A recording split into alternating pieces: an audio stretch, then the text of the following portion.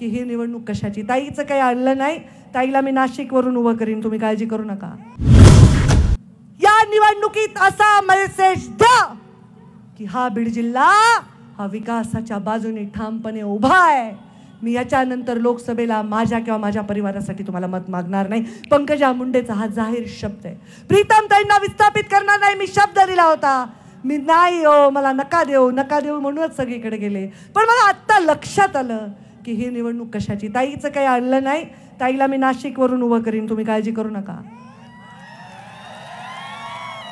ताईचं राजकारण हे मुंडे साहेबांच्या पश्चात होतं. मी मुंडे साहेब जीवित असताना त्यांचा हात बनले होते. जसा हात ती मूठ ती हातोडा झाली होती तुमच्या आशीर्वादाने. देश विदेशातील प्रत्येक घडामोडींचे लाईव्ह अपडेट मिळवण्यासाठी आता साम टीव्हीच्या सर्व सोशल मीडिया प्लॅटफॉर्मला लाईक, फॉलो आणि सबस्क्राईब करा.